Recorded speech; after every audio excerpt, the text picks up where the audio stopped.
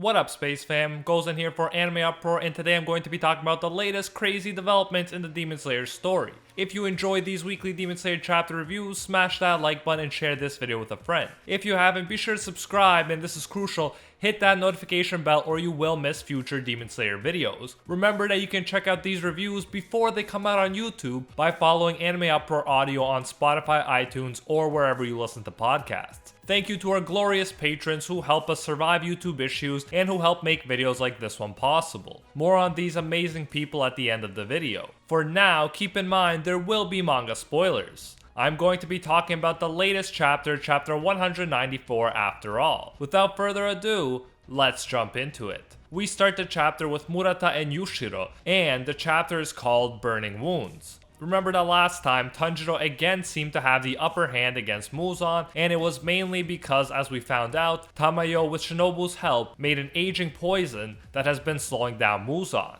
His body needs to redirect more and more energy for fighting the aging process, and that's causing him to slow down and weaken. This explains why he was at one point struggling with the other demon slayers, and why Tanjiro is still not dead, even though he's not at the same level that Yoriichi, the strongest demon slayer in history, was. We take a quick detour away from the main fight though, as Yushiro sees Tamayo's cat. This was a crazy moment. I thought that the cat died. It looked like Muzan killed him before. However, luckily it seems like the cat is alright. Yushiro demonized him before the battle so that the cat can recover from even the deadly wound that Muzan gave him. This presents an interesting idea for us, the idea of demonizing living things in order to fight Muzan. We don't know if it'll be used further, but imagine Gyomei or Tanjiro getting demonized and getting power upgrades while continuing to retain their humanity like Yushiro and Tamayo did. They could, in theory, revive people who are on the brink of death and make them stronger than ever. Obviously, this might not happen, but the fact that they successfully did it with the cat suggests that it is an interesting possibility nonetheless. The Demon Slayer Corps members go on to check on the wounded. First, Inosuke is shown. He doesn't seem to be doing well at all, but if we remember from the past, he has insane recovering abilities, so it's possible that he'll recover soon after being given the serum. It seems that the trio Inosuke, Zenitsu, and Kano are the only ones who haven't gotten the serum yet, and they need to because the serum is what allows them to recover from Muzan's cell-destroying poison. We see Gyomei looking like a giant next to Yushiro. As I'd guessed, it doesn't seem like he'll be in any position to fight. His leg is done for, and the bleeding and lack of balance will, according to Yushiro, make it impossible for him to fight. Now imagine if Yushiro demonized him successfully. He could make a full recovery like the cat. This is definitely something to keep in mind as we move forward. If it would help kill Muzan, I'm sure many pillars would be willing to do something like that. We see that there are only 50 minutes left. So 9 minutes have passed since last chapter. That normally wouldn't seem like a lot, but since some chapters happen within the span of 1 minute, that is a significant jump. We are getting closer to dawn, perhaps slowly but surely. As Yushiro is treating the wounded, he's sweating and crying, making it clear that demons can be the same as humans, they too can cry.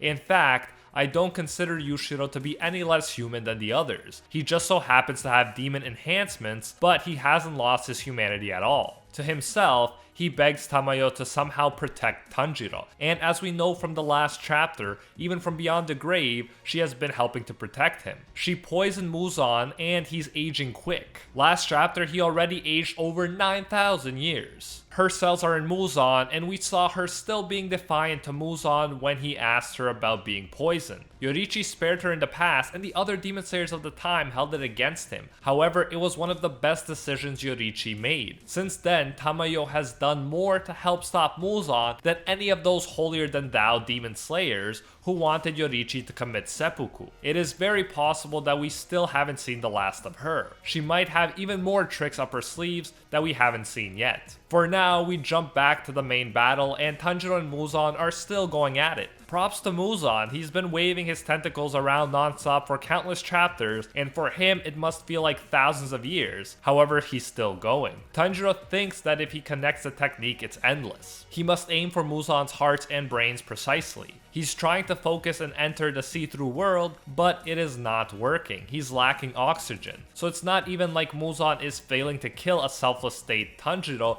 who has access to the see-through world. He is actually so weakened at this point that he is failing to kill a Tanjiro who has yet to access these states. I'm guessing that the wound on his face must have something to do with his lack of oxygen and his breathing trouble. His father and Yoriichi proved that it was possible, but Tanjiro is really having trouble nonetheless, and it might be because of that wound. Yes, he got treatment, but he's clearly not back to normal yet. It's possible that just as Muzan is getting slowed down by the aging poison, so is Tanjiro getting slowed down by that infection. He's trying to calm down, smell Muzan, and reassure himself that he can do it, but then he messes up. In such a battle, it can all be over after one mess up, and it might have been over if not for the MVP of this chapter, Iguro. Iguro saves Tanjiro for the second time in this fight. What a frickin' boss. Iguro's intervention lets Tanjiro catch his breath and his vision starts to come back. Remember that Iguro wants to die defeating Muzan, so he's been prepared to fight right to the end from the beginning. Despite this attitude, you can't help but feel shocked when you see that both of his eyes have been cut and he can no longer see. He was in many ways known for his eyes, which were unique because they were different colors. His eyes made him special in the eyes of the snake demon that wanted to eat him when he was still a kid. And then there's the question of what Mitsuri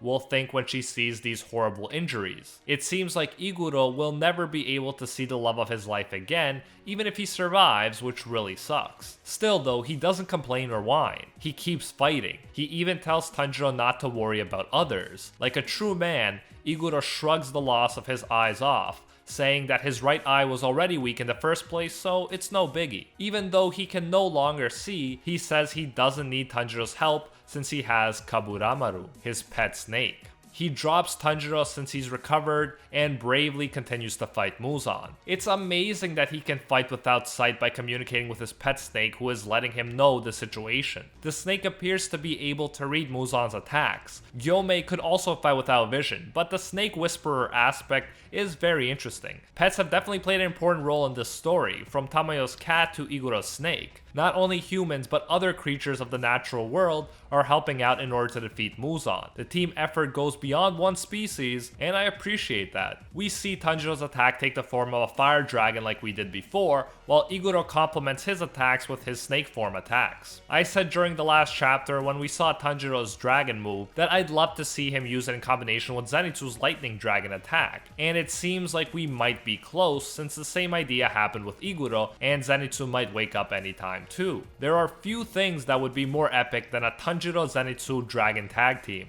Muzan is frustrated as usual because he can't kill Iguro or Tanjiro even though they're so injured. Then Muzan says something interesting. He says it's the aging potion he still hasn't adapted, and recovering from it is sapping his strength. So clearly the story is setting up the idea of Muzan adapting to the potion down the line, so I'm thinking we can definitely expect that. Hopefully in that time, Nezuko, Zenitsu, and the others will be there to help even out the power imbalance. For now though, Tanjiro notices that Muzan's scent is changing. He's still strong, but it seems like everyone's attacks have weakened him. For Tanjiro, he can still barely keep breathing and avoid oxygen deprivation, so he can't enter the see-through aka transparent world. Again, this is very strange to me, and it has to be the result of the injuries Muzan gave to him. Perhaps Nezuko will be able to purge Muzan's cell-destroying blood from Tanjiro completely, and he'll be able to use his full power finally. That will probably happen along with Muzan adapting to the poison, so we might see a full power Muzan versus full power Tanjiro fight. That would definitely make for an amazing finale.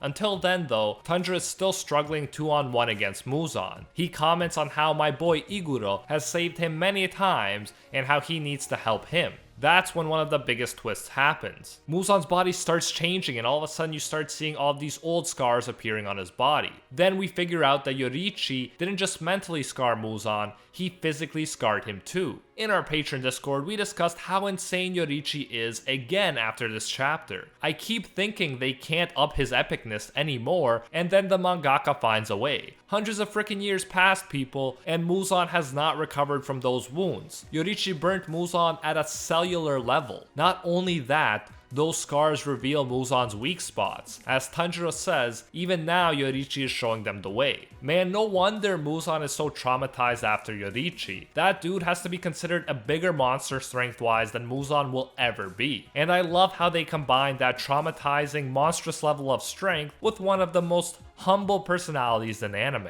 As I mentioned before, Tanjiro is Yoriichi's successor. Yoriichi felt like his purpose in life was to kill Muzan, and he thought he was worthless because he couldn't finish him off in his lifetime. However, he set the stage for Muzan to be defeated by saving Tamayo and passing down his breath style, and now showing everyone where Muzan's weak spots are. It's oversimplifying the matter to say that Yoriichi did it all alone, but he fulfilled his purpose. He did what he could to ensure that future generations will have the best possible chance to beat Muzan. The legend died standing up, and the injuries that he inflicted left scars for centuries after his death, even on the strongest demon with the strongest regenerative power. We're talking both physical and psychological scars. Amazing. Obviously, we all want Tanjiro to win in the end, but I'm glad that we're getting such an interesting back and forth battle. I'm glad that Muzan has depth to his character. He's not just some overconfident villain who has never tasted defeat. In a very human way, he's been traumatized by a guy way stronger than him, and he's still carrying that with him. He's morally terrible and he treats humans as if they were insects, but he's also very human in his fear and trauma. The mangaka is making it clear that he hasn't quite left behind his humanness, even though he's the strongest demon. Now all that's missing is for us to get more of his backstory showing how he loved or cared about someone once. I really wouldn't be surprised if we got something like that before Muzan's defeat. But whatever happens, Muzan really shows, like Kokushibo did, how the fear of dying can turn one into a monstrous creature. How trying to fight the rules of nature and the natural course of nature can make you monstrous. Obviously, most people don't like the idea of dying, but the quote-unquote good guys, aka honorable and praiseworthy characters in the series, willingly accept death when it's their time to go. Yoriichi embraced it, Kyojuro embraced it, and Muichiro embraced it, even though they all could have potentially turned into demons and escaped from death's grasp. However, to them, their honor and principles prevented them from doing such a cowardly thing. They died, but they died honorably, and in doing so inspired the ones that came after to finish the job they started. I mentioned that other natural creatures were coming together along with humans in order to stop Muzan. I don't think this is a coincidence. It almost seems like the universe is trying to assert its laws, which Muzan broke by trying to live forever. It seems clear that Muzan is doomed to failure, and in another kind of story, Muzan might have been the tragic protagonist of the story, who tries pointlessly to escape fate and the laws of nature. In saying that, I'm not trying to imply that Muzan doesn't deserve whatever is coming to him. He definitely does. My point is just that the mangaka has done a good job of constructing a three-dimensional villain whose very human flaws turned him into a monster more than anything else. As a human, we can take either path. We can act with virtue and bravely accept what happens, or we can let our cowardice turn us into monstrous creatures that will commit any evil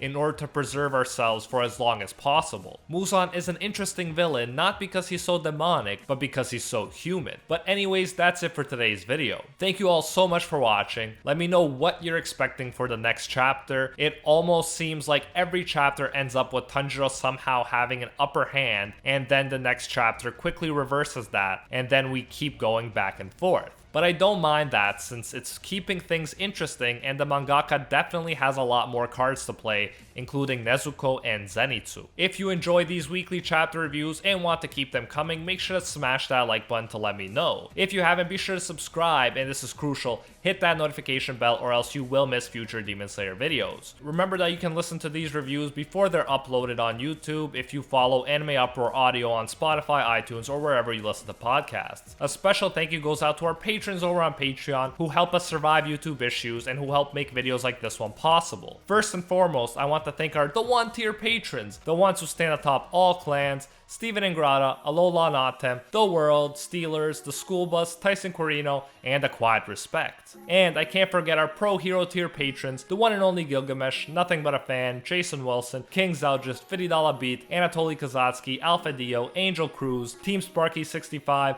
Cricket XP, Rohan Kapoor, Jessica Maloney, Emperor Otaku, Timothy Edward Vargas, Gene Dark, Joe Stanton, JCC Waka, and John Bunton. Thank you all so much, and man, that list is growing. If you enjoy our work, you can support more by going over to patreon.com/AnimeUproar and becoming a patron today for as little as $1. If you do so, you'll get your name featured in future videos alongside these amazing people right here, and you'll even get access to our private patron-only Discord, where we talk about anime life and, of course, dank memes. So check out patreon.com/AnimeUproar, link in the description if you're interested. You can also now join the YouTube channel and support more content that way if you prefer. Whichever way you choose to support us, you can get the same great benefits. Thanks again, and until next time, see you, Space Cowboy.